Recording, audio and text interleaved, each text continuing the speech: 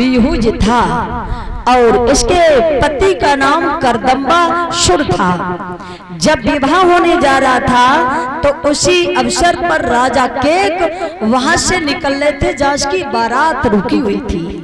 तो देखा उस समय राजा केक की सेना से और उस समय करदम्बासुर की सेना से आपस में कुछ विवाद ठन गया तो लड़ाई होने लगी। जब लड़ाई हुई तो इतनी लड़ाई हुई कि उस समय देखा है मंथरा भी अपनी नारियों की सेना सजा करके युद्ध करने के लिए पहुंच गई।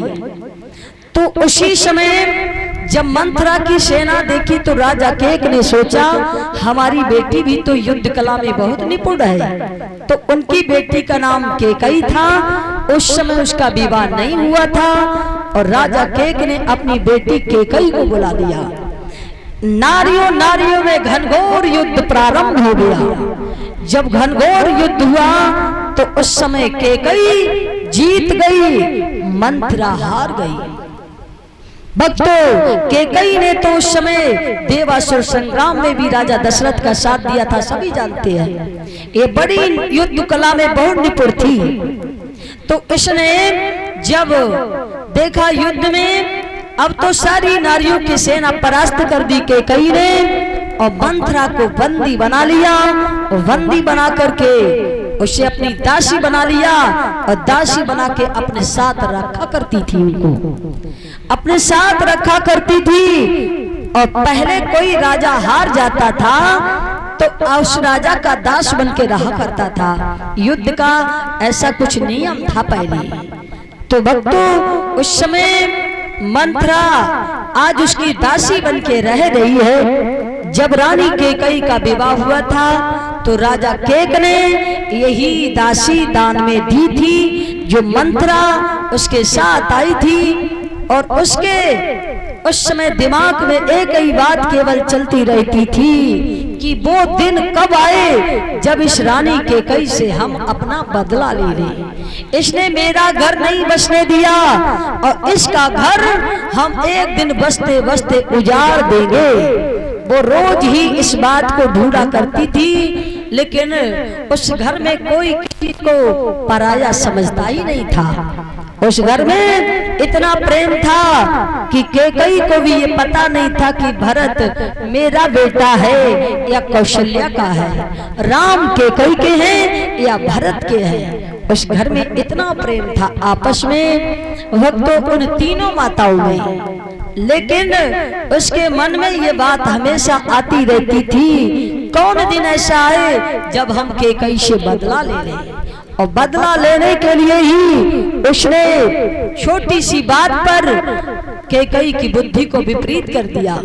कहा तुम नहीं जानती हो, राम को ज्यादा विशेष प्रेम करते हैं राजा दशरथ, इसीलिए आज कितने दिन हो गए तैयारी होते होते क्या तुम्हारे भरत को नहीं बुलाया जा सकता था?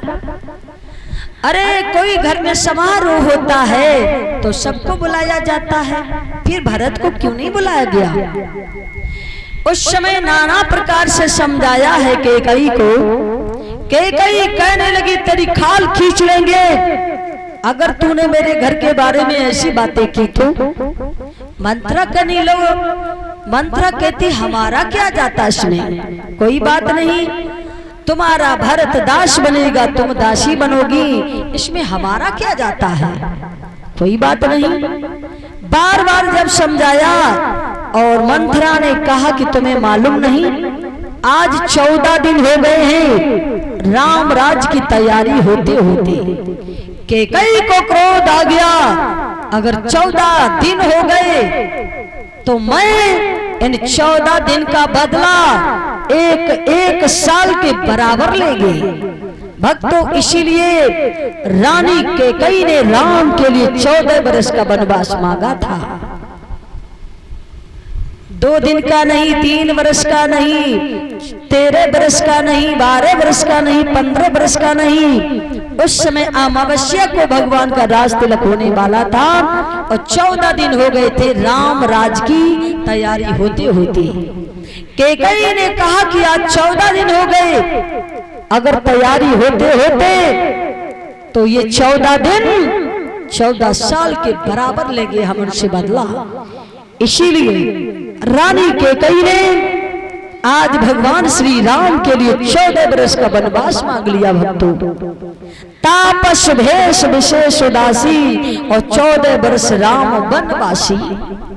जो इतना शब्द सुना राजा दशरथ ने, खड़े थे, बैठ गए, कहने लगे अगर हम आनी रानी कैकेयी को अगर दोनों वरदान देते हैं तब भी मेरे लिए बड़े दुखदाई है, और नहीं देते तो भी दुखदाई है। धर्म स्नेह उभय मत घेरी, और भई गत सांप छछूनर केरी। छछूनर को सांप पकड़ लेता है, छोड़ेगा तो अंधा हो जाएगा और खाएगा तो मर जाएगा। राजा दशरथ ने सोचा वरदान देंगे तो मेरे राम वन चले जाएंगे, और नहीं देते तो मेरे कुल की परंपरा नष्ट हो जाएगी। राजा दशरथ धर्म संकट में फंस गया और अपनी रानी से क्या बोले हाथ जोड़ करके, भक्तों समय क्या नहीं करा देता है, समय क्या नहीं बना देता है, और समय क्या नहीं सुनवा देता है।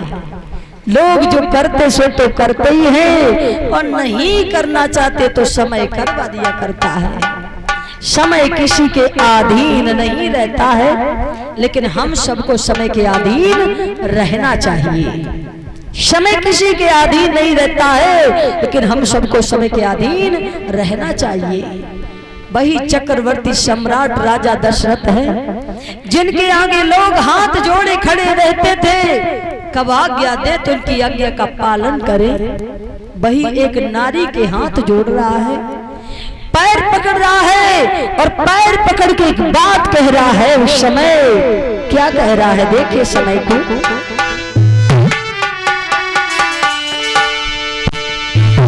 कहना मान जाओ रानी। भक्तों याद रखना, समय जब बुरा आता है तो अपने भी पराई हो जाती है। बनी के चेहरे पर लाखों निशार होते हैं, जब बनी बिगड़ जाती तो दुश्मन हजार होते, घर वाले भी दुश्मन बन जाते हैं। राजा दशरथ के कैसे बोले, अब भी वक्त पड़ा है, मेरी बात मान लो तुम। कि कहना मान जाओ रानी, और बन को न भेजो प्यारे राम को।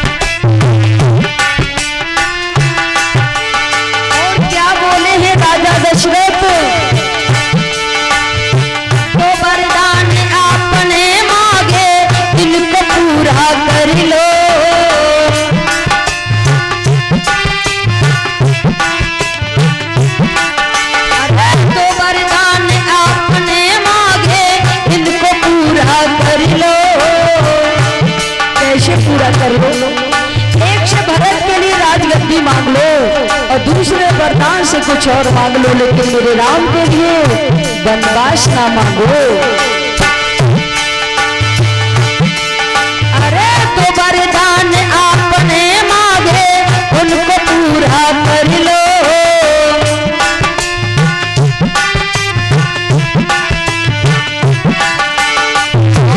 राज भरत को दे दो, राज भरत को दे दो, माफ राम को कर दो मेरी जाए जिंदगानी।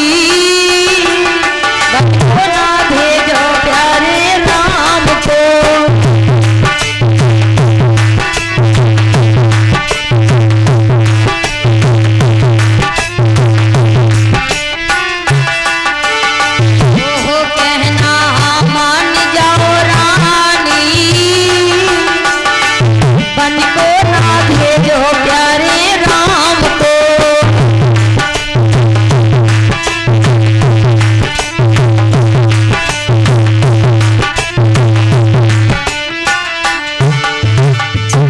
राजा दशरथ बोले, प्रिय तुमने 2 वरदान मांगे हैं, एक से भरत के लिए राजगद्दी देने को हम तैयार हैं, लेकिन तुम दूसरे